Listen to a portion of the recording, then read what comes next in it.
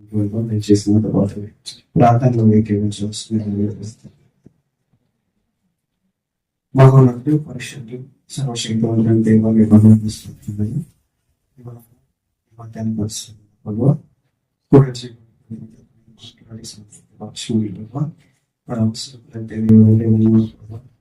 ప్రతి ఒక్కరు చేసినప్పుడు ప్రార్థనను బట్టి మా దేవ వారి యొక్క జీవితాలు జరగవలసినటువంటి కార్యక్రమాన్ని బట్టి ప్రభావ వాళ్ళు కలుగుతున్నటువంటి ఇబ్బందులను బట్టి సమస్తలను బట్టి నేను మీరు మాట్లాడుతున్నాను. వారు నడవలసినటువంటి ప్రతి మార్గంలో నేను మీకు సహాయం ఉంది, నేను ముందుకు నడిపించమని ప్రార్థిస్తూ వాక్యం ద్వారా మీరు హెచ్చరించమని బలపరచమని శక్తిని మనం ప్రార్థిస్తూ నజరేయుడైనటువంటి యేసు పరిశుద్ధ నామములో వేడుకుంటున్నాం. నా ప్రియ పరలోక తండ్రి ఆమేన్. హెబ్రీయులకు రాసిన పత్రిక 1వ అధ్యాయము 1-2 వచనాలు సార్ చూస్తాను. పూర్వకాలములో నానా సమయంలో నానా విధములుగాను ప్రవక్తల ద్వారా మన పితరులతో మాట్లాడిన దేవుడు ఈ దినముల అంతమందిలో కుమారుని ద్వారా మనతో మాట్లాడించారు. దేవుడు ఒక్కొక్క సమయంలో ఒక్కొక్కరి ద్వారా మాట్లాడుతూ వచ్చాడు. ఎవరితో మాట్లాడుతూ ఉన్నాడు? ఎవరితో మాట్లాడుతున్నాడు ఆయన?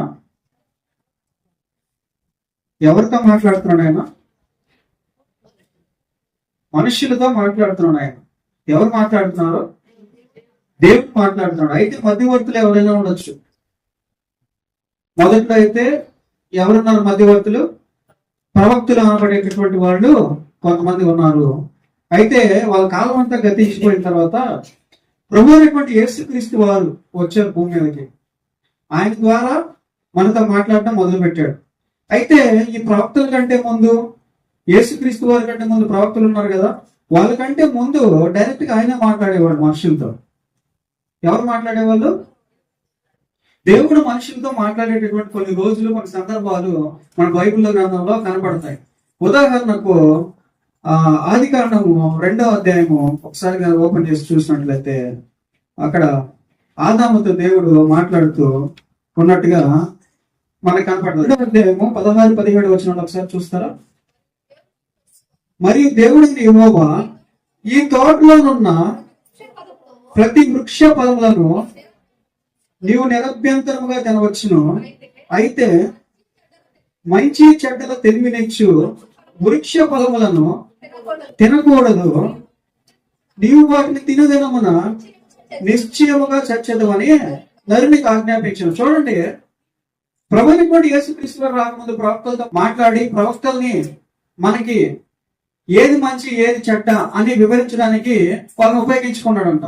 అయితే దానికంటే ముందు డైరెక్ట్ గా దేవుడే ఆదాము అవ్వలతో మాట్లాడుతున్నట్లుగా మనకు కనపడుతుంది. ముఖ్యంగా ఆదాముతో కూడా సంభాషిస్తున్నట్టుగా మనకు కనపడుతుంది. అయితే ఇక్కడ కొన్ని విషయాలు ఈ రోజు మనం ప్రస్తావించుకున్నాము. ఇక్కడ ఈ 2వ అధ్యాయం ఆదికాండము 16-17 వచనాల్లో ఏం చెప్తున్నాడు ఆదాముకి దేవుడు? నువ్వు ఈ తోటలో ఉన్నటువంటి అన్ని ఫలములు తినవచ్చు, కానీ మంచి చెడ్డలు తెలివినిచ్చు వృక్ష ఫలములు మాత్రము తినకూడదు. ఒక జనరల్ సెంటెన్స్ పాస్ చేశాడు. ఏం చెప్పాడు? జనరల్ సెంటెన్స్ ఒకటే ఒక మాటలో చెప్పేశాడు. ఏం చెప్పాడు? మంచి చెడ్డలు ఇచ్చేటటువంటి వృక్ష ఫలములను తినకూడదు. అంతేనా? ఇంకేమైనా ఎక్స్ప్లెనేషన్ ఇచ్చాడు దానికి? ఎందుకు తినకూడదు, అందుకు తినకూడదు? ఒక మాట చెప్పాడు. ఏ మాట అంటే తిరుగుదనములను నిశ్చయముగా నీవు చచ్చదు. ఇక్కడ కొన్ని ప్రాబ్లమ్స్ ఉన్నాయి. ఆ ప్రాబ్లమ్స్ ఏంటంటే, అసలు ఈ మంచి చెడ్డలను ఇచ్చేటటువంటి వృక్షములో ఏముంది? మొదటి క్వశ్చన్. 2వ క్వశ్చన్ ఏంటంటే, అసలు అంత ప్రమాదకరమైనటువంటి ఆ వృక్షాన్ని ఫలాన్ని ఆ తోటలో ఎందుకు ఇచ్చాడు, ఉంచాడు? 2వ క్వశ్చన్. 3వ క్వశ్చన్, అప్పటి వరకు ఎవరు మరణించలా? ఎవరన్నా మరణించినారు అప్పటి వరకు? మరి ఆదాముకి మరణం అంటే ఏదో తెలియదు, అవ్వకి మరణం అంటే ఏదో తెలియదు. తెలుసా వాళ్ళకి? తెలియదు.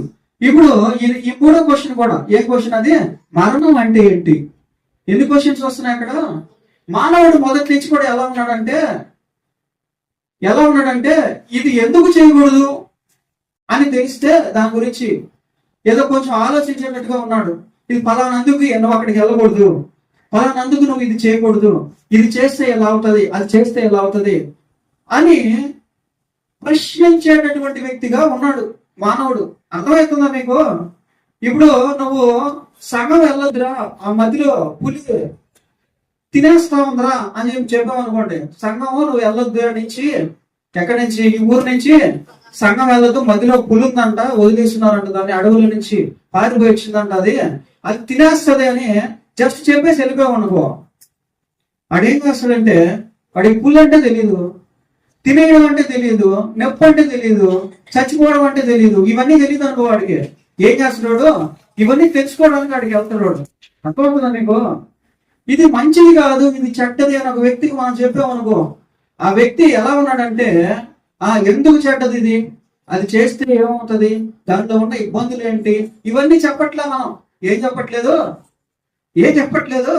దేవుడు ఏమి చెప్పలేదు, చావు అంటే ఏదో చెప్పలేదు, అది ఎందుకు ఆ తోటలో పెట్టాడు, ఆ మంచి చెడుని తెలివినిచ్చేటటువంటి వృక్షాన్ని అనేది చెప్పలేదు. అర్థమవుతుందా మీకు? ఇవన్నీ చెప్పలేదు, జస్ట్ సెంటెన్స్ ఒకటి చెప్పాడు అంతే. ఏం చెప్పాడు సెంటెన్స్? నువ్వు తినొద్దు, తింటే సస్తావు. Just sentence. ఇది వాడికి నచ్చలేదో లేకపోతే అర్థం కాలేదో తెలియదు. ఏదో వింటది ఎంతకే నచ్చి ఉండదేమో, లేదంటే నచ్చినా కానీ అర్థం కాలేదేమో. మరి ఎలా చేస్తారు, చావడం అంటే ఏంది, ఇవన్నీ తెలియదే పాపం. అందుకని ఏం చేశాడంటే, దాన్ని తినడానికి ఫోర్స్ చేసినప్పుడు అవ్వ తినడానికి ముందుకెళ్ళాడు. అర్థమవుతుంది కదా? అప్పుడు దేవుడికి ఒక విషయం అర్థమైంది. ఏమర్థమైందంటే దేవుడికి, అరే మనిషికి ఏదైనా విషయాన్ని చెప్పేటప్పుడు జస్ట్ అట్లా చెప్పేసి నువ్వు చేయొద్దురా అని చెప్పేసి వదిలేస్తే వాడు దాన్ని చేయకుండా ఉండడు. అర్థమవుతుందా మీకు? అర్థమవుతుందా? ఇది చెయ్యొద్దురా అంటే వాడు చేయకుండా ఉండడు. దానిలో పడాలి, దాని దెబ్బలు వాడు తినాలి, కింద పడాలి, పైన పడాలి, ఆ కష్ట సుఖాలను అనుభవించాలి, చెప్పు తీసుకొని కొట్టించుకోవాలి. అప్పుడు ఫైనల్ గా ఏమర్థం అవుతుంది, ఈ పని చేయడం వల్ల ఈ ఇబ్బందులు వస్తాయి. వాడి ఎదవా, వాడితో వెళ్ళొద్దు, వాడితో తిరగొద్దురా అంటే మన వాళ్ళు నేను వాడితోనే వెళ్ళిపోతున్నాను, నువ్వు వద్దు నాకు అంటారు. తర్వాత వాడు బయటికి వెళ్ళిన తర్వాత వాడు అసలు స్వభావం ఉంటది కదా, ఒరిజినల్ స్వభావం, అది వాడు ప్రదర్శించిన తర్వాత, అరే నువ్వు చెప్తే కరెక్టరా, ఈ రోజు వాడు అసలు స్వభావం నాకు అర్థమైంది, వాడు అబద్ధాలు, వాడు నోరు తెలిసి అబద్ధాలు చెప్తాడు, వాటి వల్ల మనకు కూడా ప్రమాదం ఉంది అని అర్థమైంది, నువ్వే కరెక్ట్ అని ఎప్పుడు తెలుసుకుంటారు? కొన్ని నెలల తర్వాత, కొన్ని రోజుల తర్వాత, మంచి చెడ్డలన్నీ అనుభవించిన తర్వాత తెలుసుకుంటారు. కానీ దేవుడు ఎందుకు లేకపోయాడు ఇబ్బందులు పడడం, ఎందుకులే ఈడు కష్టాలు పడడం, వాళ్ళ చేత తింట్లు తినడం ఎందుకులే, వాళ్ళ వల్ల ఇబ్బందులు పడడం ఎందుకులే, నీకు నేను ఇచ్చినటువంటి పని నువ్వు సక్రమంగా చేయలే బాబు అని చెప్తే ఆదాం ఏమన్నాడు, చేయలే, అవ్వ మాట అన్నాడు పోయి. అది బైబిల్ గ్రంథం తెలియజేస్తుంది అనమాట. ఆ తర్వాత దేవుడికి ఏమర్థమైందంటే తర్వాత వీడికి జస్ట్ చెప్పి వదిలేస్తే వీడు బాధలు ఇబ్బందులు పడకుండా మన మాట చెప్పి వినడానికి వినట్లేదు. వీడు ఫస్ట్ అసలు ఈ మరణం అంటే ఏంది, ఈ నొప్పి అంటే ఏంది, కష్టం అంటే ఏంది, శ్రమ అంటే ఏంది, చెమట అంటే ఏంది, ఎండ అంటే ఏంది, వర్షం అంటే ఏంది, ఇవన్నీ తెలియాలి కదా, అవునా కదా? ఇవన్నీ తెలిసిన తర్వాత, ఇవన్నీ అనుభవించిన తర్వాత ఏ లైఫ్ బాగుంది, ఆదాము అవ్వ ఏదైనా తోటలో ఏ కష్టాలు పడకుండా, ఏ బాధ పడకుండా 3 పూట్ల తిండి వచ్చేసే లైఫ్ బాగుందా, లేదంటే ఆదాము అవ్వ ఏదైనా తోటలో నుంచి బయటికి నెట్టి వేయబడిన తర్వాత, తోసివేయబడిన తర్వాత మట్టి విసుక్కుంటూ, బురద విసుక్కుంటూ, గచ్చ తోటలు పొదలు చెక్కుకుంటూ, అక్కడ పండగ సరిగా రానటువంటి గింజలను కొట్టుకుంటూ, దాంట్లో ఉండేటటువంటి బియ్యం బయటికి తీసుకొని తినే లైఫ్ బాగుందా అనేది కంపేర్ చేసుకోవాలన్నమాట వాళ్ళు. అలా కంపేర్ చేసుకున్న తర్వాత ఇది బాగలేదు, ఇది బాగుంది. అర్థమవుతుందా మీకు నేను చెప్పేది? ఈ 2 లైఫ్లో ఏది బాగుందో అనేటటువంటి విషయాన్ని వాళ్ళు గ్రహించిన తర్వాత ఇప్పుడు వాళ్ళకి భూమి మీద బాగలేదు, ఎక్కడ బాగుంది, పరలోకంలో బాగుంటది, పరదేశంలో బాగుంటది. అర్థమవుతుందా? భూమి మీద శ్రమలు, బాధలు, కష్టాలు, చెమటోర్చడం, పని చేయడం, ఉదయం నుంచి సాయంత్రం వరకు కష్టపడడం, ఇవన్నీ కూడా ఇబ్బందికరమైనటువంటి పరిస్థితులు. కాబట్టి ఆదంలో 50 ఏళ్ళ తోటలో ఎలాంటి జీవితాన్ని గడుపుతూ ఉన్నారో అలాంటి జీవితాన్ని గడపడమే మంచిది, ఉత్తమమైనటువంటి పని అని అర్థం అవుతుంది అనమాట. ఎప్పుడు అర్థం అవుతుంది? ఆ కష్టాలు, బాధలు, శ్రమలు అన్ని పడిన తర్వాత ఈ లైఫ్ బాగలేదు, ఆ లైఫ్ బాగలేదు అని అంటుంది. కాబట్టి మనం ఇంకొన్ని విషయాలు మనం అట్లాగే చూస్తూ వద్దాం. మోషే వెళ్ళి ఇశ్రాయేలీయులతో అనేక పర్యాయాలు మాట్లాడాడు. ఏం మాట్లాడాడు మోషే వెళ్ళి? అమ్మా, దేవుడు మిమ్మల్ని ఈ ఐగుప్తు నుంచి ఆ పాలు తేనెలు ప్రవహించేటటువంటి ఈ ప్రాంతానికి తీసుకువెళ్ళమని చెప్పాడు. కాబట్టి నేను వచ్చాను, మీరు నా మాట వినండి. వినండి అంటే సగం విని సగం వినద్దని కాదు, ప్రతి విషయంలోనూ వినమని. ఏమని? ప్రతి విషయంలోనూ వినమని. ఏది మంచి, ఏది చెడ్డ, ఏది చెయ్యాలి, ఏది చేయకూడదు అనేటటువంటి ప్రతి మాట కూడా మోషేకి యెహోవా దేవుడు ప్రతి అడుగులోనూ, ప్రతి పాటలోనూ, ప్రతి విషయంలోనూ, ప్రతి దారిలోనూ తెలియజేస్తూ వస్తూ ఉన్నాడు. ఆయన వదిలేలా సగం దూరం వెళ్ళిన తర్వాత, ఆయన మర్చిపోలా సగం దూరం వెళ్ళిన తర్వాత. ఆయన ప్రతిదీ ప్లానింగ్ చేసుకున్నాడు. ఏ దారిలో నడిపించాలో ప్లానింగ్ చేసుకున్నాడు. ఎటువైపు వెళ్ళాలో, ఎక్కడ ఎన్ని రోజులు గడపాలి, ఎక్కడ ఎన్ని సంవత్సరాలు నివసించాలి, ఎక్కడ ఎవరితో యుద్ధం చేయాలి, ఎంతమందితో యుద్ధం చేయాలి, ఏ దిక్కుకు వెళ్ళి యుద్ధం చేయాలి, ఎంతమంది ఎన్ని గంటలు వేచి ఉండాలి ఆ యుద్ధానికి సమయం అప్పుడు అని ఈ విషయాలన్నీ కూడా దేవుడు చాలా క్లారిటీగా, క్లియర్ గా మోషే ద్వారా తెలియజేస్తూ వచ్చాడు. కానీ ఇశ్రాయేలీయులు ఏం చేస్తున్నారు తెలుసా? ఇశ్రాయేలీయులు ప్రతి విషయంలోనూ అనుమానం, ప్రతి విషయంలో అనుమానం. సంఖ్యాకాండం ఒకసారి కనుక ఓపెన్ చేసి చూసినట్లయితే ఆ 13వ అధ్యాయం లాస్ట్ 2 వచనాలు ఒకసారి చూస్తారా? సంఖ్యాకాండం.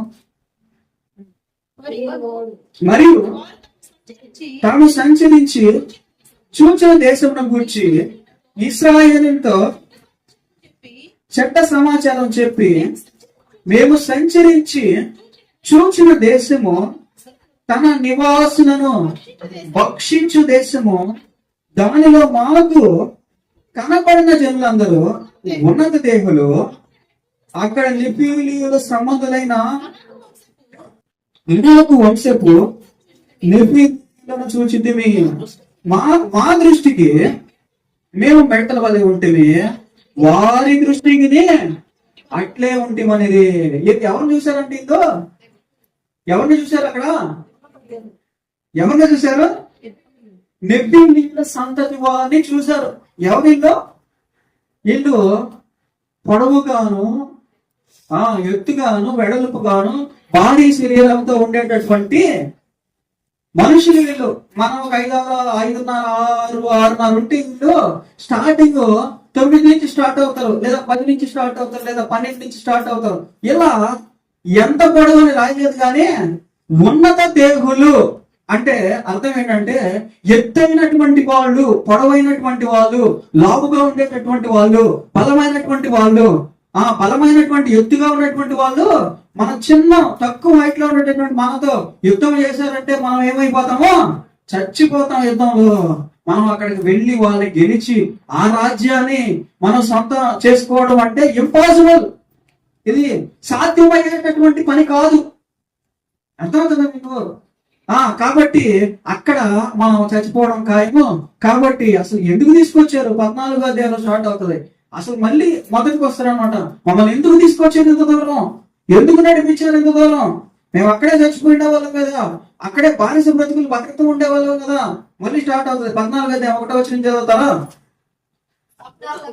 ఆ సర్వ సమాజము ఎలుగెత్తి కేకలు వేసెను, ప్రజల రాత్రి ఎలుగెత్తి ఏడ్చిది, మరియు ఇశ్రాయేలీయులందరూ మోషే అహరోనుల పైన సణుగుకొనిరి.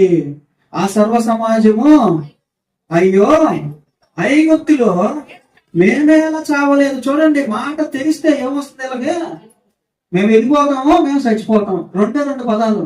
ఏం పదాలు అయ్యే? ఏం పదాలు వస్తున్నాయి నోరు తెస్తే?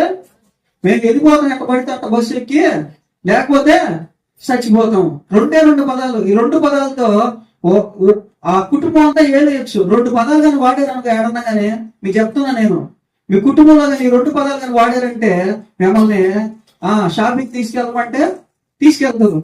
ఎక్కడికన్నా ఏదైనా కొరియడానికి తీసుకెళ్ళమంటే తీసుకెళ్తారు. చీరలు తెమ్మంటే చీరలు తెస్తారు. గొడ్డలు తెమ్మంటే గొడ్డలు తెస్తారు. ఇంకేం కావాలంటే అవి చేస్తారు. ఈ రెండు పదాలు కనబడితే ఏం పదాలు అయ్యే?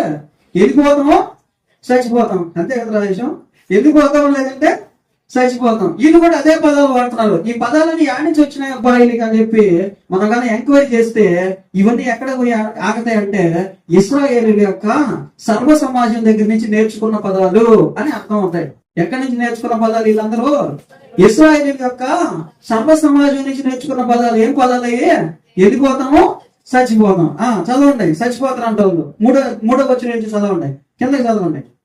మేము కత్తివాత పడినట్లు యెహోవా మమ్మను ఈ దేశంలోనికి ఎలా తీసుకొని వచ్చను. మా భార్యలు, మా పిల్లలు, పల్లపోవదులు తిరిగి ఐగుప్తు వెళ్ళట మాకు మేలు కాదా అని వారితో అనివి. చదవండి కిందకి.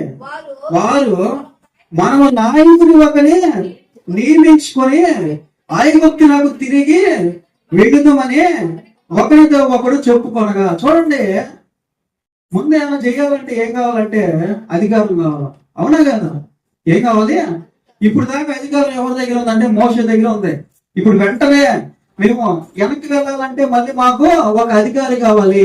మేము మళ్ళీ ఓట్లు వేసుకొని ఇంకొక అధికారిని గెలిపించుకొని మేము మళ్ళీ వెనక ఇప్పుడు దాకా తీసుకొచ్చింది ఎవరు? మోషే కదా తీసుకొచ్చింది. ఇప్పుడు మళ్ళీ వెనక్కి తీసుకెళ్ళడానికి ఇంకొక అధికారిని నియమించుకొని దేవుడు ఎంత కష్టాలు పడి ఎంత నష్టాలు పడి ఎన్ని శ్రమల్లో నుంచి వాళ్ళని తీసుకొచ్చిన ఏం గుర్తులేదు.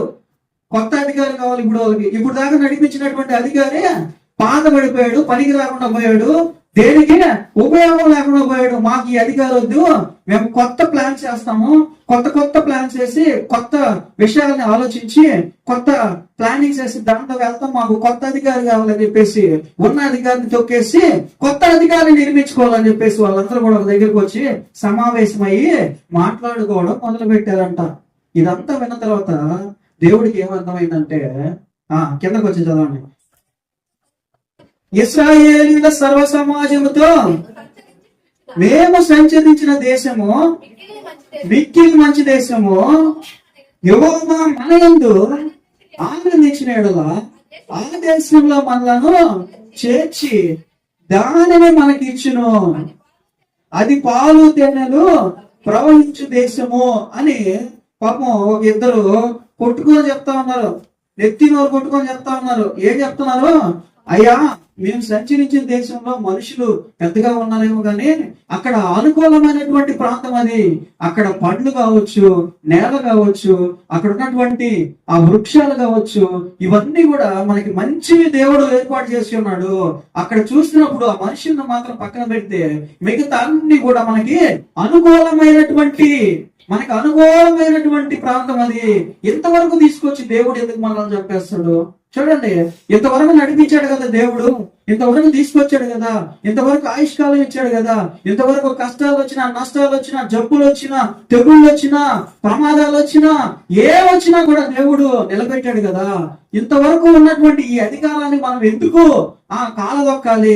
ఇంతవరకు ఉన్నటువంటి ఈ అధికారాన్ని మనం ఎందుకు వెనక్కి తోసేయాలి? ఇంతవరకు విన్నటువంటి ఈ వ్యక్తి మాటలు మనం ఎందుకు వినబడుతూ మనం మంచిగా కదా చెప్తున్నాడు అని ఆలోచించకుండా మీరు ఎందుకయ్యా వెనక్కి తిరిగి చూస్తున్నారని ఆ కాలేబు వాడిని ప్రశ్నిస్తూ ఉన్నాడు. ఎవరిని? ఇశ్రాయేలీయుల్ని. ఈ సంభాషణ అంతా చూస్తా ఉన్నాడు దేవుడు పైనుంచి. ఏం చూస్తున్నాడు? ఇశ్రాయేలీయులు వచ్చి మోషేని తిట్టడము, మోషే వెళ్ళి బాధపడము, కాలేబు వచ్చి చూసినటువంటి దేశాన్ని గురించి చెప్పడము, అలాగే అక్కడ ఉన్నటువంటి ప్రాంతంలో ఉన్నటువంటి పరిస్థితుల గురించి వివరించడము, ఈ ఇద్దరు వ్యక్తులు ఇవంతా కూడా చూస్తా ఉన్నాడు దేవుడు పైనుంచి. మరి దేవుడికి బాగా ఫుల్గా కోపం వచ్చేసింది. ఏమొచ్చేసింది? బాగా ఫుల్గా కోపం వచ్చేసింది.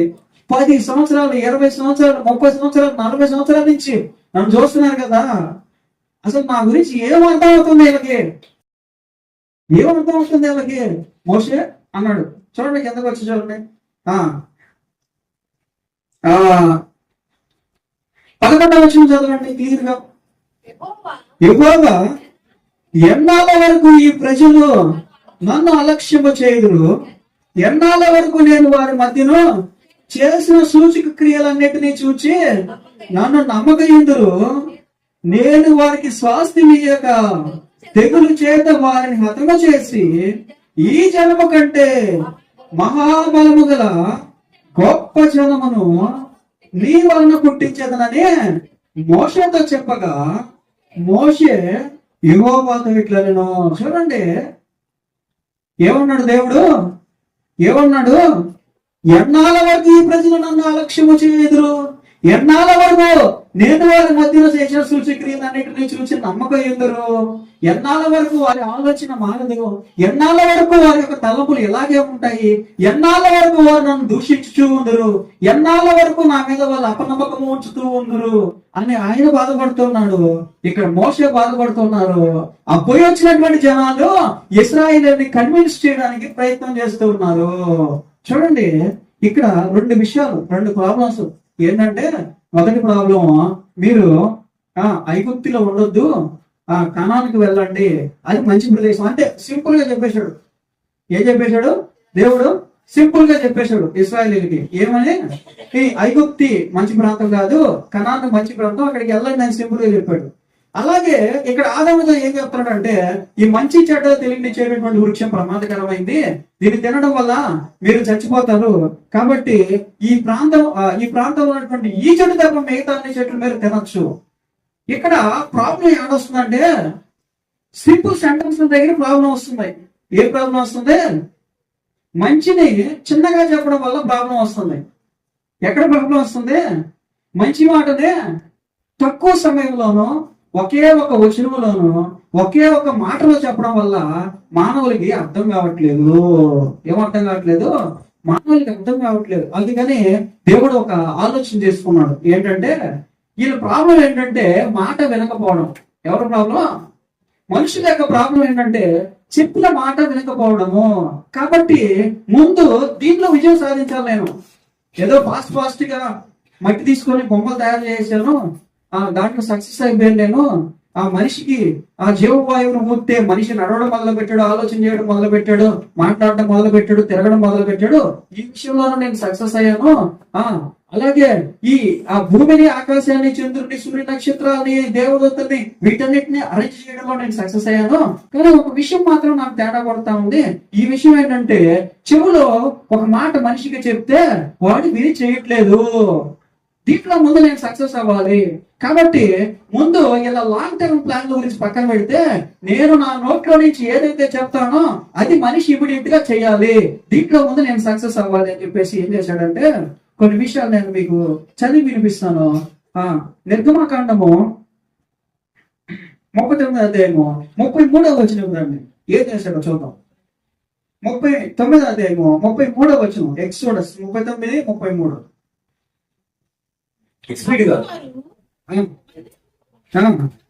గుడారమును, దాని ఉపకరములన్నిటినీ, దాని కొలుకులను, పలకలను, కమ్మలను, స్తంభములను, దిమ్మలను, ఎరుపు రంగు వేసిన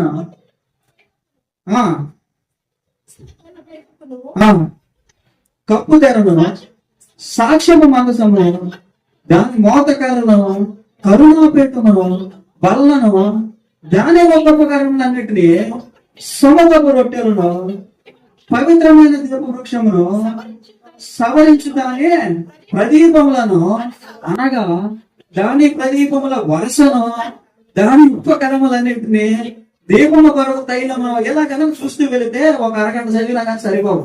ఏమున్నాయి ఇక్కడ? కొన్ని పదాలు నేనే మీకు చెప్పి వినిపిస్తా చూడండి. అక్కడ ఏమి కనపడుతున్నాయంటే, కొలుకులు, పలకలు, కొమ్ములు, స్తంభాలు, దిమ్మలు, ఎరుపు రంగు వేసిన పొటేళ్లు, తోళ్లు, సముద్రపు తోళ్లు పైకప్పులు, సముద్ర వత్సల తోళ్ల పైకప్పులు, తెర, సాక్ష్యపు మందసం, బల్ల, రొట్టెలు, ఇవన్నీ చూడండి ఎలా ఉన్నాయి. ఇవన్నీ లేకుండా పక్కన పెట్టేసి ప్రార్థన చేస్తే దేవుడు వినడా? చెప్పండి నాకు సంబంధం. ఇవన్నీ లేకుండా ఒట్టి ఖాళీ ప్రదేశంలోకి వెళ్ళి, ఒక ఖాళీ ఎడారిలోకి వెళ్ళి కన్నీటితో ప్రార్థన చేసి, ప్రభా నువ్వు నా ప్రార్థన వినయ్యా అని చెప్పేసి అడిగితే వినడా? చెప్పండి. లాస్ట్ లో ఉండే వాళ్ళు చెప్పండి, వినడా? ఎన్ని కావాలో గమ్ములు, పలకలు, కళ్ళలో, పళ్ళలో, దీపములు, దీపోకరణములు, ఏదేదో రాశాడు అక్కడ మొత్తం. ఇవన్నీ కావాలా? అవసరమా చెప్పండి? ఇవన్నీ కాకుండా దేవుడు ప్రార్థన చేస్తే వినడా? చెప్పండి. అనుమానంగా చూస్తారండి. మరి ఎందుకు ఇవన్నీ? దేనికి ఇవన్నీ? ఎందుకు ఈ వరుసలు, ఈ క్రమాలు? ఎంత హైతే అంత హైతే, ఇన్ని పలకలు, అన్ని కమ్ములు, ఇన్ని దీపపు స్తంభాలు, ఈ అరేంజ్మెంట్ లో ఉండాలా? ఈ వరుసలో ఉండాలా? ఇట కూర్చోవాలి, అటు కూర్చోవాలి, అటుపక్క నిలబడాలి, ఇటుపక్క లోపలికి రావాలి, కాళ్ళు కడుక్కొని రావాలి, చెప్పులు వదిలేసి రావాలి. ఇవన్నీ ఏంటి? ఇవన్నీ ఎందుకు? ఇవన్నీ అవసరమా దేవుడికి? చెప్పండి. ఎందుకు ఇవన్నీ పెట్టాడు దేవుడు? ఎంత హైటే ఉండాలి మందిరం, ఎంత పొడిగే ఉండాలి, ఎన్ని తలుపులు ఉండాలి, ఎన్ని దిమ్మలు ఉండాలి, ఎన్ని దారమందిరాలు ఉండాలి, ఎన్ని వాకిళ్ళు ఉండాలి? ఎందుకు ఇవన్నీ? ఎందుకంటే ఇప్పుడు దాకా ఆయనకు అదే అర్థమైంది. ఏమర్థమైందంటే మనిషి ముందు విజయాన్ని సాధించాల్సింది ఏంటంటే చెప్పిన మాట వినడము. అర్థమైందా మీకు? 3 తలుపులు పెట్టరా నాయన అంటే 4 తలుపులు చేయించడము, 5 తలుపులు పెట్టరా నాయన అంటే 2 తలుపులు చాలే నాకు, నేను చీకట్లో ఉంటాను అన్నాము. ఇవన్నీ ఆయన పెద్ద పట్టించుకోవడం. మామూలుగా జంటలుగా అయితే ఇంత పొడవు ఉండాలి, ఇంత వెడల్పు ఉండాలి, ఇటు పక్క నుంచి లోపలికి వెళ్ళాలి, అటు పక్క నుంచి బయటికి వెళ్ళాలి, ఇలాంటి కలర్ లో ఉండేటటువంటి గొర్రెలను వధించాలి, ఇలాంటి కలర్ లో ఉండేటటువంటి ఎలాంటి పొట్టేళ్లను వధించాలి, స్పెసిఫిక్ గా ఇదే నువ్వు చెయ్యాలి అని చెవులు ఎందుకు చెప్తానంటే వాటికి ముందు ఏం అలవాటు అవ్వాలంటే దేవుడి కంటే ముందు దేవుడు చెప్పేటటువంటి మాటలు విని ఆయన మాట ప్రకారంగా జీవించి, ఆయన నిలబడమంటే నిలబడాలి, కూర్చోమంటే కూర్చోవాలి, ముందుకు వెళ్ళమంటే వెళ్ళాలి, ఆగమంటే ఆగాలి. ఇది నేర్చుకోవాలి ముందు మనిషి. ఇది కానీ రాకపోతే మొత్తం లైఫ్ అంతా ఫెయిల్ అయిపోతుంది. ఎందుకు? ఆదాము ఆలోచించినట్టు ఆలోచిస్తున్న మనిషి. ఒకటి చెప్తే ఏముందలే, ఇది చేయకపోతే ముందుకు పోతే ఏముందలే, పోయేది ఏముందలే, నష్టమే కదా, వచ్చేది ఏముందలే అంటే కాదు మనిషికి. కాబట్టి ముందు మనిషి చేయాల్సింది ఏంటంటే క్రమశిక్షణ కావాలి మనిషికి. ఏం కావాలి? క్రమశిక్షణ కావాలి. ఉదయాన్నే 4 గంటలకు లేచి పుస్తకం తీసుకొని చదువుతానంటే, ఉదయాన్నే 4 గంటలకు లేచి పుస్తకం తీసుకొని వాడు చదువుతా ఉంటే పాపం వాడు కష్టపడుతున్నాండే, వాడికి అర్థం కావట్లేదులే, ఇంకొక 1000 2000 ఇచ్చి ఇంకొక మంచి ఏదైనా వాడికి సహాయం చేసి ఇంకొంచెం చదివేటట్టు హెల్ప్ చేయొచ్చులే, లేకపోతే కోచింగ్ సెంటర్ లో 1 లక్ష 1.5 లక్ష అప్పుబడి జాయిన్ చేసి వాళ్ళని కొంచెం చదివిస్తే ఉపయోగం ఉంటుందిలే అనే మైండ్ కి ఆలోచన వస్తుంది మనకే. చూసినప్పుడు వాడి పడే కష్టాలను చూస్తే కన్నీళ్ళు రావాలా. అర్థమవుతుందా? దేవుడు కూడా ఇదే కోరుకున్నాడు. అరే నేను చెప్పిన ప్రతి మాట ఎందుకు ఇంతే హైట్ లో ఉండాలి, ఎందుకు ఇన్నే దివ్వులు ఉండాలి, ఎందుకు ఇన్నే ఉపకరణలు ఉండాలి, ఇన్నే దీపం స్తంభాలు ఉండాలి అని చెప్తున్నావు. నేను 2 ఎక్స్ట్రా పెట్టుకుంటా, నీకు వచ్చే నష్టం ఏంటి నేను అడగలా మనిషి. అర్థమవుతుందా మీకు? ఎందుకు ఎరుపు రంగు ఉండేటటువంటి ఈ పొట్టేనే నువ్వు బలి అర్పించమని, అసలు బలిందిగా నీకు అని అడగలా మనిషి. ఏం చేశాడు? దేవుడు చెప్పినటువంటి మాటలు చెప్పినట్టుగానే యాజ్ ఇట్ ఈస్ గా విని చేయడం మొదలు పెట్టాడు. అప్పుడు దేవుడికి ఒక ఆలోచన వచ్చింది. పాపం నేను చెప్పినట్టు వింటున్నాండి, నేను చెప్పినట్టు కష్టపడుతున్నాండి, శ్రమ పడుతున్నాండి, నేను చెప్పిన మాట వాడికి అర్థమవుతుందిలే, కాబట్టి వీడిని బట్టి నేను సంతోషిస్తున్నానులే. దేవుడు ఏం చెప్పినా గానీ యాస్టీస్ గా మోసం చేయడానికి ముందుకెళ్ళేవాడు. ప్రభా దీంట్లో కొంచెం నాకు కొంచెం టైం ఇయ్యి అని అడగల. ఇప్పుడు ప్రభా దీంట్లో కొంచెం ఫ్లెక్సిబిలిటీ, నాకు చెప్పులు లేవు, నడవలేకపోతున్నాను, ఈ పైన ఉండేటటువంటి ఆ యొక్క కొండ మీదకి వచ్చి ప్రార్థన చేయాలంటే రోజు నాకు కాళ్ళలో రక్తం వస్తుంది, ముళ్ళులు ఉన్నాయి, ఎక్కడానికి దారి లేదు, నువ్వు ఏదన్నా ఒక సిమెంట్ రోడ్ వేయించవచ్చు కదా అడగల మోసే పైకి వెళ్ళడానికి, ప్రార్థన చేయడానికి. అర్థమైందా మీకు? పైకి వచ్చి ప్రార్థన చేయడానికి నాకు చాలా ఇబ్బందిగా ఉంది, రాళ్ళు ఉన్నాయి ఇక్కడ, నా చెప్పులు సరిపోవట్లేదు, ఎర్ర టెంట్లో ఎలా ఎక్కి రావాలా పైకి, సింహాలు వస్తే ఏంటి, పులి వస్తే ఏంటి, నన్ను చంపేసి అక్కడ పడేస్తే ఇశ్రాయేలు ఏమైపోతారని అడగల దేవుడిని మోసే. అర్థమైందా మీకు? దేవుడు చెప్పినటువంటి మాటని చెప్పినట్టుగా విని జరిగిస్తూ వచ్చాడు, పాటిస్తూ వచ్చాడు. దేవుడికి వ్యతిరేకమైనటువంటి ప్రశ్న వేయలా. కొంచెం మార్పు చేయ నువ్వు చెప్పినటువంటి ఆజ్ఞ అని చెప్పి దేవుడిని అడుక్కోలా మోసే. అహరోను అడగలేదు, యెహోషువ అడగలేదు, దావీదు అడగలేదు, దానియేలు అడగలేదు. మనిషి మాత్రం ఈరోజు ఫ్లెక్సిబిలిటీ కోసం చూస్తా ఉన్నాడు. చూడండి, కొన్ని వచనాలు ఇలాగే చూసుకుంటూ వెళ్తే చాలా వచనాలు ఉంటాయి, ఒకటి రెండు కాదు, కొన్ని వందలు వందలు. మీకు ఇంకోటి కూడా నేను చూపిస్తాను.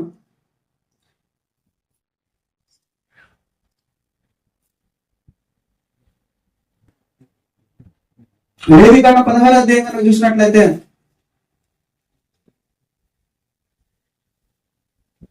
33వ వచనం ఒకసారి చూస్తారు. 16వ అధ్యాయం 33వ వచనం. లేవికాండం 16:33.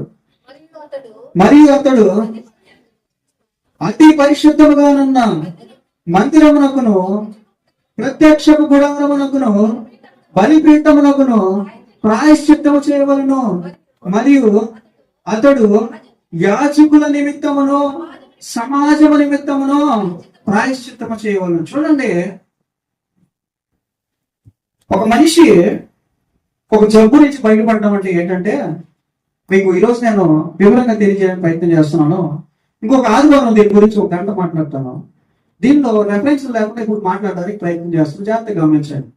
ఒక మనిషి ఒక జబ్బు నుంచి బయటపడడం అంటే ఏంటంటే, దానికి సంబంధించినటువంటి కొత్త శక్తి కావాలి. ఏం కావాలా?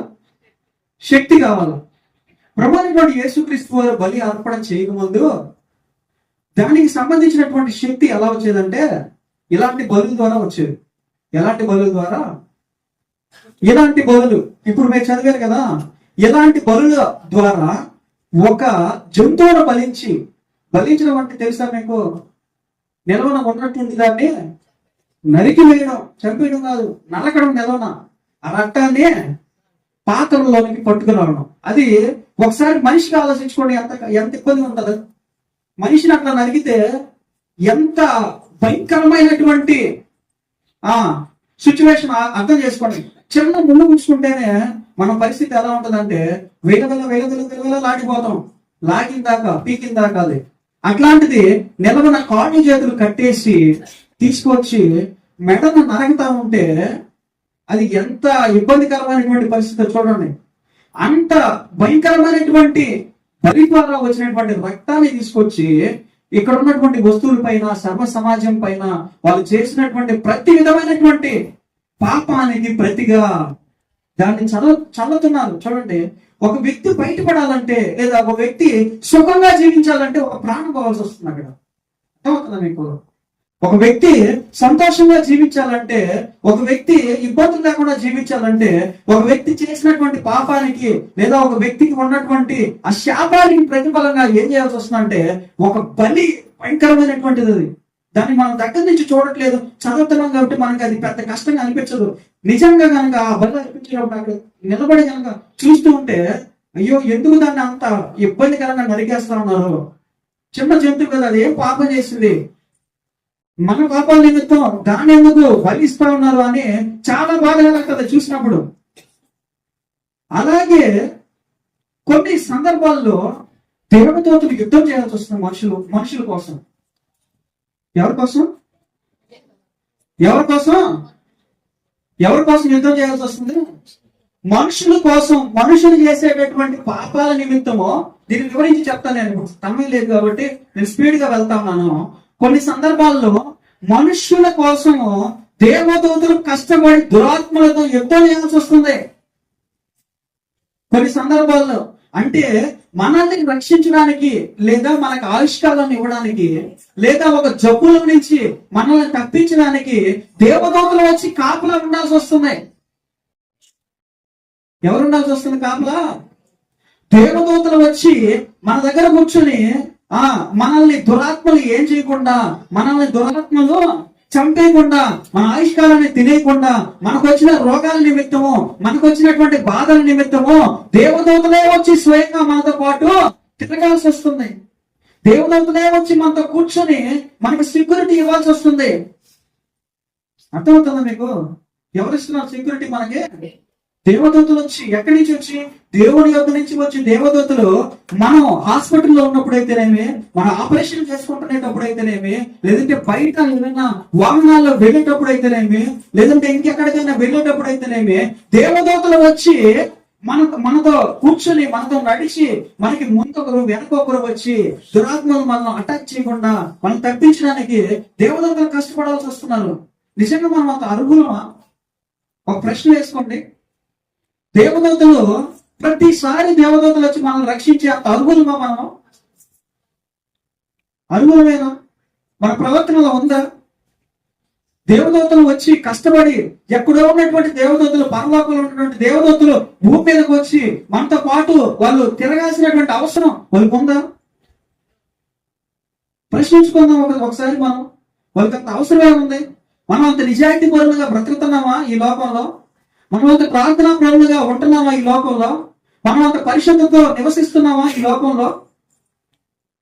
ప్రతిసారి ప్రార్థన చేస్తున్నాం, బూతులు మాట్లాడుతున్నాం. ప్రతిసారి ప్రార్థన చేస్తున్నాం, అక్రమమైనటువంటి అన్యాయపు తీర్పు తీరుస్తున్నాం. మళ్ళీ వచ్చి ప్రార్థన చేస్తున్నాం. మరి ఇవన్నీ చేస్తా కూడా మళ్ళీ దేవదూతలను పంపించి మనల్ని కాపాడండి ప్రభు అని చెప్పేసి మళ్ళీ వచ్చి ప్రార్థన చేస్తాం. మరి ఒకసారి ఆలోచించుకోండి, ఎన్నిసార్లు పిలుద్దాం అలా దేవదూతల్ని? ఎన్నిసార్లు పిలుద్దాం దేవదూతల్ని? మీరు వచ్చి మమ్మల్ని కాపాడండి, ఈ జబ్బు వచ్చిందని. ఎన్నిసార్లు పిలుద్దాం దేవుడి దగ్గరికి వెళ్ళి, ఈ జబ్బు వచ్చింది మమ్మల్ని కాపాడండి? మా జీవితం అలా ఉందా లేదా? మన అర్హత ఉందా? మనకి దేవుడిని అడుక్కోవాల్సినటువంటి అర్హత ఉందా? ఉంటే ప్రార్థన చేద్దాం. ప్రాయశ్చిత్తాన్ని అడిగి ప్రార్థన చేద్దాం. 10 రోజులు బాగుండి దేవుడికి 11వ రోజు మళ్ళీ తప్పిపోయి 12వ రోజు మళ్ళీ శ్రమ వచ్చినప్పుడు మళ్ళీ దేవదూతలను పిలిచి మమ్మల్ని కాపాడండి అంటే, మనం చేసేటటువంటి పాపాల నిమిత్తము, మనం చేసేటటువంటి అపరాధాల నిమిత్తము, మనం చేసేటటువంటి ప్రతి విధమైనటువంటి విరోధమైనటువంటి కార్యాల నిమిత్తము ఎవరో ఒకరు ఏమవ్వాల్సి వస్తుంది? బలవ్వాల్సి వస్తుంది. అర్థమవుతుందా? మనం చేసేటటువంటి పాపాల నిమిత్తం వేరే వాళ్ళు బలి మనల్ని రక్షించాల్సినటువంటి అవసరం వస్తా ఉంది ప్రతిసారి. ఎవరి మీద దోస్తాం? అప్పుడైతే యాజకులు అనేటటువంటి వాళ్ళు ఉన్నారు. వాళ్ళు కడుపు కాల్చుకొని ఆకలితో ప్రార్థన చేసే వాళ్ళు సమాజం నిమిత్తం, వాళ్ళు చేసేటటువంటి పాపాల నిమిత్తం ప్రభువా క్షమించయ్యా అని వీళ్ళు వెళ్ళి ఆ బలిపీఠం మీదకి వెళ్ళి వాళ్ళ కోసం ప్రార్థించేటటువంటి వాళ్ళంట. ఆ రక్తాన్ని తీసుకెళ్లి అర్పించేటటువంటి వాళ్ళంట. ఎవరి నిమిత్తమో? సమాజం చేసేటటువంటి పాపాల నిమిత్తం. ప్రభు అయినటువంటి యేసుక్రీస్తు వారైతే మనల్ని ఈ విషయంలో ఆయన నా రక్తాన్ని అర్పించి మిమ్మల్ని నేను బయటికి తీసుకొస్తాను అని ఒక వాగ్దానం చేశాడు. అంటే మన పాపాల నిమిత్తమో ఆయన శ్రమ పడ్డాం, మన అపరాధాల నిమిత్తమో ఆయన శ్రమ పడ్డాం. మనల్ని రక్షించడానికి ఆయన రక్తాన్ని ఓడ్చడం. ఈ రక్తంతో ఎన్ని రోజులని మనం ఆడుకుందాం చెప్పండి? సకలమైనటువంటి జీవితాన్ని వదిలేసి, పాపపు జీవితాన్ని వదిలేసి ఒక్కసారి మార్పు చెంది ఒక్కసారి పరిశుద్ధతను ధరించుకున్నటువంటి మనం ప్రతిసారి పడిపోయి, ప్రతిసారి చెదిరిపోయి, ప్రతిసారి పక్కకు జరిగిపోయి మరలా దేవదూతలను పంపించారు. అవునా కాదా? కనీసం ఒకసారి కాకపోయినా ఒకసారైనా మనకి సిగ్గు ఉండాలి కదా దేవుడికి ప్రార్థన చేసే ముందు. ఎలా బ్రతుకుతున్నాం, ఎలా జీవిస్తున్నాం, ఎలా ఉంది మన బ్రతుకులు అని ఆలోచించాల్సినటువంటి అవసరం ఉందా లేదా? కాబట్టి దేవుడైతే ముందు మాట వినండి అని చెప్పాడు ఆదాముకి. అలాగే ఆదాము జీవితానికి ఒక ఉదాహరణ చూపించాడు. చనిపోవడం అంటే ఎలా ఉంటది, మాట వినకపోతే ఎలా ఉంటది. అలాగే ఆ పాత నిబంధనలో ఉన్నటువంటి అనేక మంది ఇశ్రాయేలు యొక్క సర్వ సమాజానికి తెలియజేశాడు. మాట వినకపోతే ఎలా ఉంటది. కుప్పలు రాలిపోయినట్టు రాలిపోయారు ఆ మార్గ మధ్యంలో. వాళ్ళని అక్కడే కూర్చుకుంటూ సమాధం చేసుకుంటూ ఇశ్రాయేలు ప్రాంతం అంతా కూడా నడుచుకుంటూ ముందుకు వచ్చారు. కాబట్టి దేవుడి యొక్క మాట వినడం అనేది మొదటిగా మనం చేయాల్సినటువంటి పని. అది మంచి చెడు లేకపోతే ఇంకొకటి అని ఆలోచించాల్సినటువంటి అవసరం లేదు. దేవుడు చెప్తున్నాడు, మనం వినాలి. గట్టిగా చేద్దాం హల్లెలూయా. మరి ఇంకొక వచనం చదువుకొని మనం ముగించుకుందాము. యెషయా గ్రంథం 59వ అధ్యాయం 2వ వచనం.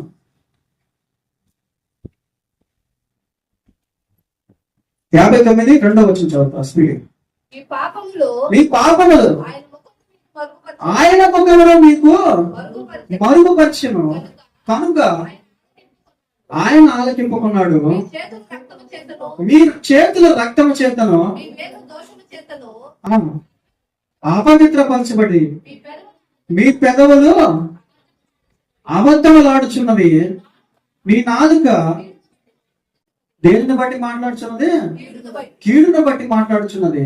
నీతిని బట్టి నీతిని బట్టి సాక్ష్యం పలుకడు. ఎవడును సాక్ష్యం మొదలుగడు. బట్టి సత్యమును బట్టి ఎవడును వ్యాజ్యమానుడు. అందరూ వ్యర్థమైన దానిని నమ్ముకొని మోసపు మాటలు పలుకుదురు. చెడును గర్భము ధరించి పాపమును కందురు. వారు మెడినాగులు గొడ్లను పొదుగుదురు. ఆ గుడ్లు తినివాడి చర్చిలో చాలండి. ఇంకా ఇక్కడ కనుక చూసినట్లయితే మీ దోషముల వలన ఫస్ట్ వచనం మీకు మీ దేవునికిని మీకును మీ దేవునికి అడ్డుగా వచ్చును ఏం వస్తున్నాయంట? అడ్డుగా దోషములు. దోషములు. ఇప్పుడు ఒక చిన్న ఉదాహరణ చెప్తాను. ఇక్కడి నుంచి ఢిల్లీకి వెళ్ళాలనుకోండి, ఇది చెప్పి కంప్లీట్ చేస్తాం. సమయం కూడా అయిపోయింది కాబట్టి 1 గంట దాటింది కాబట్టి కంప్లీట్ చేస్తాం. ఇక్కడి నుంచి ఢిల్లీకి వెళ్ళాలి. ఒక ప్రాంతం చెప్పారు మీకు. ఒక చిన్న షాప్ అనుకోండి, ఢిల్లీలో చిన్న షాపు. అడ్రస్ చెప్పారు మీకు ఫోన్లో. మీరు పలానా దగ్గర ఢిల్లీలో పలానా షాప్కి వెళ్ళాలి. ఎప్పుడు బాగాలేదు. మీ ఢిల్లీకి ఎవరైనా పోయిన వాళ్ళు ఉన్నారా? ఎవరన్నా? ఎవరు లేరు. ఇప్పుడు మీరు అక్కడికి వెళ్ళాలి. ఇప్పుడు ఎన్నారు? మీరు బయలుదేరారు. ఎలా వెళ్ళాలి ఢిల్లీకి? ఎలా వెళ్తారు ఢిల్లీకి? ఎక్కడి నుంచి ఎలా వెళ్తారు? నడిచి వెళ్ళిపోతారా? ట్రైనా, బస్సా, ఫ్లైటా? మీ దగ్గర బాగున్నాయి డబ్బులు అనుకోండి, అప్పుడు దేంట్లో పోతారు? ఫ్లైట్ లో వెళ్ళిపోతారు. ఫ్లైట్కి పోవాలంటే నెల్లూరులో ఉందా ఫ్లైట్? లేదు. ఎక్కడికి పోవాలి? రేణుగుంట కానీ చెన్నై కానీ పోవాలి. రేణుగుంట కానీ చెన్నై కానీ పోవాలంటే ఎలా పోతారు? ట్రైన్ లో పోతారా? ట్రైన్ ఉంది, ఊర్లో ఉంది ట్రైన్. నెల్లూరులో. నెల్లూరుకి ఎలా పోవాలి? దీంట్లో పోవాలి. బస్సు ఉందా? ఈ ఊరికి బస్సు వస్తుందా? ఆటో వస్తుందా ఇక్కడ లోపలికి? రాకపోతే ఎక్కడ మనసు నడవాలి? ఇప్పుడు మీరు ఢిల్లీకి పోవాలంటే ఎలా పోవాలి చెప్పండి? నడిచి పోవాలి, అవునా కదా? ఇంట్లో నుంచి బయటికి రావాలన్నా కూడా ఎలా చేయాలి? నడిచే పోవాలి. చూడండి, మీరు చెప్పిన దాన్ని మీరే వ్యతిరేకించారు. అయితే ఇక్కడ ఒక చిన్న విషయం ఏంటంటే, మీరు ఢిల్లీ దాకా పోయిన దాకా ఫోన్ ఆన్లో ఉంది. తర్వాత ఫోన్ సంభాషణ కట్ అయిపోయింది అనుకో. ఢిల్లీలో దిగడంగానే పలానా షాప్ దగ్గరికి రమ్మన్నాడు అనుకోండి. ఆయన ఆడ కట్ అయిపోయింది. సరిగా వెళ్ళాం మీరు. ఏ షాపు, ఏ వీధి, ఏ ఉంది, ఎంత అడ్రస్ చెప్పినా కానీ ఏముండాలి ఇక్కడ? ఏముండాలి? కమ్యూనికేషన్ ఉండాలి, అవునా కదా? కమ్యూనికేషన్ అంటే ఏంటి? సంభాషణ ఉండాలా. ఎవరికి? మీకు ఆ రమ్మన్నటువంటి వ్యక్తికి, ఆ పోతున్నటువంటి మీకు మధ్య ఏముండాలా? మాటలు ఉండాలా, అవునా కదా? మాట్లాడుతూ ఉంటే పలానా దగ్గర దిగు, పలానా దగ్గర ఇది ఎక్కొద్దు, ఆ నెంబర్ బస్సు ఎక్కువ, ఈ నెంబర్ బస్సు దిగు, ఇక్కడ ఇది ఉంటది, అక్కడ వెళ్ళొద్దు ప్రమాదం, ఇటు వెళ్తే ప్రమాదం, ఇంతసేపు అక్కడ ఉండాలి, ఇన్ని గంటలకు వస్తుంది బస్సు, ఇన్ని గంటలకు ఎక్కాలి, ఇన్ని గంటలకు ఫ్లైట్ ఉంటది, ఫ్లైట్ దిగిన తర్వాత ఇటు వెళ్ళాలి. ఇవన్నీ కూడా తెలియాలి మనకి. ఈ సంభాషణ సగం దూరం ఉండి తర్వాత మిస్ అయిపోయింది అనుకో, ఏమవుతుంది పరిస్థితి? గమ్యాన్ని చేరగలమా మనము? చేరలేము. పైపించి ఏమొస్తుంది? భయం వస్తుంది. ఇంకా ఏమొస్తుంది? కొంతమందికి భయం వస్తుంది. ఇంకేమొస్తుంది? కోపం వస్తుంది. సగం దూరం ఫోను సంభాషణ పెట్టుకొని సగం దూరం ఏం చేశాడు ఈ మనిషి? తీరా ఢిల్లీ దాకా నేను కష్టపడి వస్తే ఫోన్ ఆపేశాడు ఈ మనిషి. అసలు మంచోడేనా అయినా? అవునా కదా? చెప్పండి. వస్తుందా రాదా కోపం? వస్తుంది ఖచ్చితంగా. ఇశ్రాయేలు కూడా అంటే కోపం వచ్చింది. తప్ప తీరా ఎక్కడి నుంచి? ఐగుప్తు నుంచి కనాన్ దాకా తీసుకొస్తానన్నాడు. బాగానే మాట్లాడుతూ ఉన్నాడు. తీరా ఇంకొక 14 దూరంలో, 2-3 కిలోమీటర్ల దూరంలో కనాన్ ఉందనగా ఇక్కడ దాకా వచ్చిన తర్వాత ఇక్కడ చూస్తే భయంకరంగా ఉంది ప్రదేశము. కనెక్షన్ కట్ అయిపోయింది. ఇప్పుడు చెప్పాలి కదా మాకు ఆయన? చెప్పాలా లేదా? మోషే చూస్తే చనిపోయాడు. ఇప్పుడు మా పరిస్థితి ఏం కావాలి పోయేదానికి? కనెక్షన్ కట్ అయిపోయింది. ఎవరు కనెక్షన్? దేవుడికి ఇశ్రాయేలు మధ్య కనెక్షన్ ఎవరు? చెప్పండి. మోషే చచ్చిపోయాడు. ఇంకా పరిస్థితి ఏంది? కనెక్షన్ కట్ అయిపోయింది. ఫోన్ కనెక్షన్ కట్ అయిపోయింది. ఇప్పుడు ముందుకు వెళ్ళాలా, వెనక్కి వెళ్ళాలా? ఎటు వెళ్ళాలి? ఇప్పుడు నేను ఒక క్వశ్చన్ అడుగుతాను. మోషే ప్రార్థన చేస్తేనే దేవుడు మాట్లాడతాడా? ఇంకెవరు చేసినా మాట్లాడదా? చెప్పండి, మీరు చెప్పండి సమాధానం. ఎవరు చేసినా మాట్లాడతాడు. కాకపోతే ఈయనకు ఉన్నటువంటి ఇబ్బందికరమైనటువంటి పరిస్థితి ఏంటంటే ఈయనకి కాదు, ఓపిక లేదంతే. ఏం లేదు, ఓపిక లేదు. వీళ్ళు తిరిగి ఇల్లు చక్క పెట్టుకొని, పిల్లలు చక్క పెట్టుకొని, ఆ ఇసుకలో ఇల్లు కట్టుకుంటా, వాటిని తీసేసుకుంటా, మళ్ళీ కట్టుకుంటా, మళ్ళీ తీసేసుకుంటా, ఇలా చేసేటప్పటికి వీళ్ళకి సమయం అయిపోతుంది. మోషేకి మాత్రం ఏ పిల్లలు లేరు, ఏ భార్య లేదు, ఏ పని లేదు కదా, లేదు కదా, లేరు కదా. మోషేకి పెళ్లి అవ్వలేదు కదా. మరి మోషేకి మాత్రం పని పట్టలేదు. ఆయన మాత్రం పైకి వెళ్ళి కష్టపడి ప్రార్థన చేస్తున్నాడు. వీళ్ళందరూ మాత్రం సమాధానం కోసం చెప్పండి ఇద్దరు చూస్తూ ఉంటారు. వీళ్ళు ఏం ప్రార్థన చేయకూడదా? వీళ్ళు కూడా చేయొచ్చు ప్రార్థన. వీళ్ళ ప్రార్థన కూడా వింటాడు దేవుడు. కాకపోతే వీళ్ళకి ఓపిక ఉండదు, సోమరితనం, ఓర్పు ఉండదు. దేవుడు మాట్లాడినంతసేపు ఓర్పు ఉండదు. వెళ్ళరు, కష్టపడరు. 30 దినాలు 60 దినాలు నెలలు కాలాలు ఉపవాసం ఉండి పైకి వెళ్ళి మోషే ప్రార్థన చేసేవాడు. వీళ్ళకి మాత్రం పూరేళ్ళు కావాలి. ఏం కావాలా? పూరేళ్ళు కావాలి. వీళ్ళకి మాంసం కావాలి, రుచి కావాలి, ఉప్పు కావాలి, పసుపు కావాలి, అన్ని కావాలి వీళ్ళకి. కానీ దేవుడు మాత్రం మాట్లాడకపోతే సణుక్కుంటారు. ఏమని చెప్తున్నాడు దేవుడు? నేనేం మాట్లాడుకుని మీకు వినపట్లేదు నాయన అంటున్నాడు. ఎందుకు వినపట్లేదంటే వీళ్ళకి ఏమంటూ ఉన్నాయంట, మేఘం లాగా ఈ మనుషుల యొక్క దోషాలు ఆ కమ్యూనికేషన్ కి, ఆ సిగ్నల్ కి, టవర్ సిగ్నల్ కి ఏం అడ్డం వస్తున్నాయి? వాళ్ళ పాపములు, దోషములు మేఘం లాగా అడ్డం వచ్చేస్తున్నాయంట. ఎక్కడికి వెళ్ళి వస్తాయి సిగ్నల్ టవర్స్? సిగ్నల్స్ ఎక్కడికి వస్తాయి? ఎక్కడి నుంచి వస్తాయి? సెల్ ఫోన్ సిగ్నల్స్ ఎక్కడి నుంచి వస్తాయి? ఆ టవర్ కి ఎక్కడి నుంచి వస్తాయి? ఆకాశంలో ఎక్కడ ఐనోస్ఫియర్ నుంచి వస్తాయి. ఈ మధ్యలో ఒక పొర తెరలాగా ఈ దోషాలు, పాపాలు అన్ని పోయి అడ్డం నిలబడడానికి సిగ్నల్స్ ఆగిపోతాయి. ఈ తప్పు ఎవరిదే? ఎవరిది తప్పు? దేవుడి తప్ప? ఆయన సిగ్నల్స్ ఇస్తున్నాడు. రిసీవ్ చేసుకోవడానికి వీళ్ళ బాడీ వ్యతిరేకంగా ఉంది, తేడాగా ఉంది. పాపములు, దోషములు, అపరాధములు, సనుగులు, గొనుగులు, దేవునికి వ్యతిరేకమైనటువంటి కార్యాలు వెళ్ళి ఆ మాటలు వినపడకుండా ఆపేస్తా ఉన్నాయి. కాబట్టి నేను ముగించడానికి ప్రయత్నం చేస్తున్నాను. మరి ఇప్పుడు వరకు నేను చెప్పినటువంటి విషయాలు మరొకసారి జ్ఞాపకం చేసుకుంటున్నాను. దేవుడికి కష్టపడడం అంటే ఇష్టం, దేవుడికి శ్రమ పడడం అంటే ఇష్టం. దేవుడు సోమరుల్ని వ్యతిరేకిస్తాడు. దేవుడు ఏం చెప్తాడంటే, మీరు ఉదయం నుంచి సాయంత్రం వరకు మీ శక్తిగా పని చేయండి, కష్టపడండి, మీ శక్తి వరకు మీరు శ్రమ పడండి, దానికి తగినటువంటి ఫలితాలు నేను ఇస్తానని చెప్తాడు. కొంతమందిని సుఖంగా జీవించండి రా బాబు అని చెప్తాడు. కొంతమందికి మీరు కష్టపడించాలరా, మీరు శ్రమ పడించాలరా, మీరు బయటికి వెళ్ళి రకరకాలైనటువంటి వ్యాపారాలు చేయగలరా, కూర్చొని నేను మిమ్మల్ని పోషిస్తాను, మీరు శ్రమ పడగాలి, నన్ను పూజించండి, నన్ను ఆరాధించండి, నన్ను గణపరచండి, మీకు ఇంకా సమయం ఉంటే నాకు ప్రార్థన చేయండి, పాటలతో స్థుతించండి, ఆరాధనతో స్థుతించండి, స్థుతులతో నన్ను 1000 స్థుతులతో నన్ను స్థుతించండి, మిమ్మల్ని కూర్చోబెట్టి నేను సాగుతాను బాబు అని చెప్తే వీళ్ళు ఏం చేస్తారంటే, దేవుడు ఒక పదంలోనే కదా చెప్పింది, నాకు అర్థం కాలేదు, ఇది నా పని నేను చేసుకుంటానని ఆదాం చేసినట్టు పోయి ఆ మంచి చెట్టును తెలివినిచ్చేటటువంటి వృక్ష ఫలాలను ఎలా తిన్నారో అలా తిని పాపాన్ని కొని తెచ్చుకుంటూ ఉంటారు. కాబట్టి దేవుడు చెప్పేది ఏంటంటే, చెప్పిన మాట వినండి, వినకపోతే మీకు ఎట్ట చెప్పాలో నాకు తెలుసు, ఎట్ట నేర్పించాలో నాకు తెలుసు అని ఆయన ఇశ్రాయేలుని ట్రీట్ చేసినట్టుగా మనల్ని ట్రీట్ చేసేదానికి అవకాశం ఉంది. కాబట్టి మనం జాగ్రత్త పడి ఆయన మాట ఒక్కసారి చెప్పినప్పుడు ఏం చేసి ఆ మాట చొప్పున జీవించాలని చెప్పేసి తెలియజేస్తూ ఈ యొక్క వాక్య సందేశాన్ని ముగిస్తున్నాను. చివరి ప్రార్థన చేసుకున్న సమయం అయిపోయింది కాబట్టి దయచేసి తల్ల మంచి ప్రార్థనలో ఏకీపించవలసిందిగా మనం చేస్తున్నాం.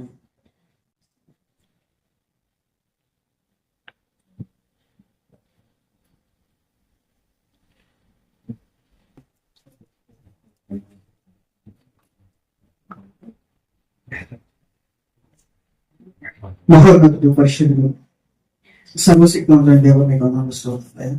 ఇదిగో మధ్యాహ్న కాల సమయంలో మాట్లాడినటువంటి ప్రతి మాటను బట్టి, ప్రతి విషయమును బట్టి మీకే స్తుతులు స్తోత్రాలయ్యా. ఇదిగోనైనా మా సొంత తెలివితేటలు, మా సొంత జ్ఞానము, మా సొంత ఆలోచనలు, మా సొంత ఏర్పాట్లు కాదు కానీ ప్రభా, మీ చిత్తం ఒకటి ఉందని ఆయన మేము ఎరిగి మీ మాట ప్రకారంగా జీవించుటకు, మీ ఆజ్ఞ ప్రకారంగా నడుచుటకు సహాయం దయచేయమని ప్రార్థిస్తున్నాము. ఇదిగోనైనా ప్రతి చిన్న విషయంలోనూ నాయన మీకు ప్రార్థిస్తున్నాం ప్రభా. ఇదిగోనైనా పెద్ద పనులు చేసేటప్పుడు కూడా నాయన మీ యొక్క మాటను మేము వినుటకు సహాయం దయచేయమని ప్రార్థిస్తున్నాం ప్రభా. ఇదిగోనైనా మాకు ఇష్టమైనటువంటిది ఇదిగోనైనా మీకు విరోధమైనైనా ఉంటే ప్రభా దాన్ని మా ఇద్దరి నుంచి దూరపరచమని ప్రార్థిస్తున్నాం అయ్యా. మీకు అనుగుణంగా నా దేవా ఇదిగోనైనా మీ యొక్క తల మంచి ప్రభావ మేము జీవించినప్పుడు సహాయం దయచేయమని ప్రార్థిస్తున్నామని. ఇదిగో అనేక మంది పిల్లల ప్రభావ అనారోగ్యాలతో మీకు ప్రార్థించినప్పుడు ప్రభావ మీరు సహాయం దయచేశారయ్యా. వారిని నడిపించారు సరి అయినటువంటి మార్గంలో నాయన మీ బిడ్డలుగా నాయన వారిని ఇదిగో నాయన మీరు తోడుగుండి లేపి నాయన నడిపించినందుకు మరొకసారి మీకు కృతజ్ఞతాస్తుతులు నా దేవా. ఇదిగో నాయన ఇంకా అన్ని విషయంలో ప్రభా ఇదిగో మీ దేవదూతల కాపుదల సహాయం దయచేయమని అందుకు అరుగుండగా కూడా నాయన మా జీవితాలను మార్చి మేము మీకు చూపించుటకు సహాయం దయచేయమని ప్రార్థిస్తున్నాను నా దేవా. ఇంకా అనేక విషయాల్లో ప్రభావ మేము మారవలసినటువంటి వారమై ఉండగా ప్రతిదీ నాయన మీరు నేర్పించి నడిపించమని ప్రార్థిస్తూ నజరేయుడైనటువంటి యేసు పరిశుద్ధ నామమున వేడుకుంటున్నాం నా పేపర్లో తండ్రి ఆమేన్. పరలోక ప్రార్థన చేసుకున్నాం. పరలోకమందున్న మా తండ్రి ఈ నామం పరిశుద్ధపరచబడుగా మీరు రాజ్యం వచ్చును గాక మీ చిత్తం పరలోకమంది అలాగే భూమి మీద నెరవేరును గాక. మాకు కావాల్సిన ఆత్మీయ ఆహారం మాకు దయచేయండి. మా రుణస్తులు మేము క్షమించిన ప్రకారం మాకు మీరు క్షమించండి. మా శోధనలకు తగ్గిన తప్పించండి. ఎందుకంటే రాజ్యము బలము మహిమ శక్తి సర్వం నిరంతరం మీరు ఉన్నారు దేవా ఆమేన్. మన తండ్రి అయిన దేవుని నుండి ఆయన కుమారుడైన యేసుక్రీస్తు వారి కృప పరిశుద్ధాత్మ దేవుని సహవాసం కూడించినటువంటి ప్రతి బిడ్డకును వారి కుటుంబములకు సార్వత్రిక సంఘానికి ఆయన రాకడ పర్యంతరం వరకు తోడై నేర్చేయడం గాక ఆమేన్.